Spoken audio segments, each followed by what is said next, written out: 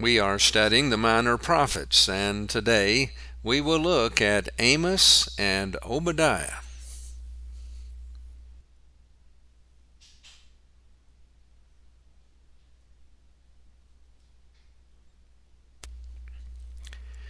The prophet Amos was a herdsman farmer of Tekoa in Judah and was told by God to go up and prophesy to Israel, which is very unusual for someone from Judah to go up to prophesy to Israel, the northern kingdom.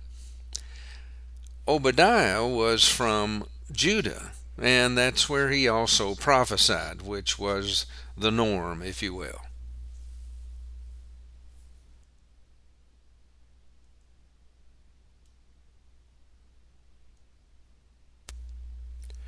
So Amos was from Tekoa, the small mountainous village 12 miles south of Jerusalem. And God calls him to go to the northern kingdom to prophesy. And you can see in the book why maybe that was a good idea. He says he was not a prophet nor the son of a prophet. In other words, he was not educated to be a prophet.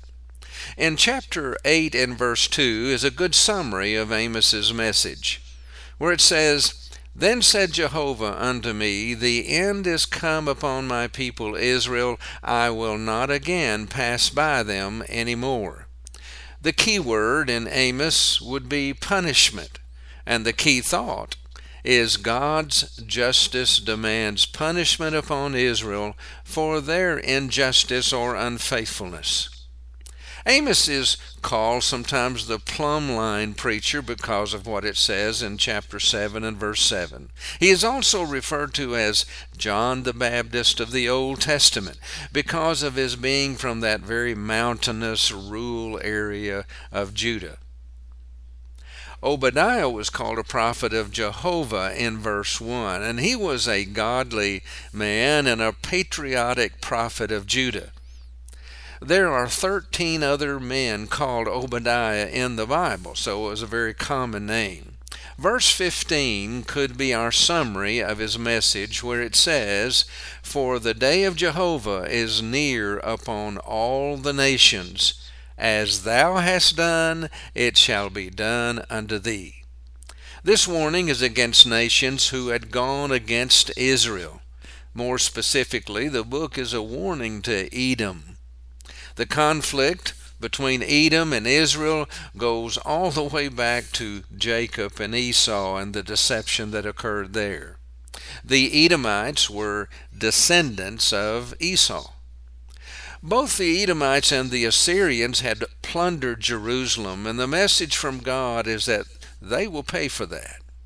So both books is a declaration from God of punishment to come. In Amos, it is because of Israel's unfaithfulness to God, so it's directed towards Israel. But in Obadiah, it is because Edom had gone against the Israelites and for what they had done to them. I keep falling in love with him over and over and over and over again. I keep falling in love with him over and over and over and over again. He gets sweeter and sweeter as the days go by. Oh, what a love between my Lord and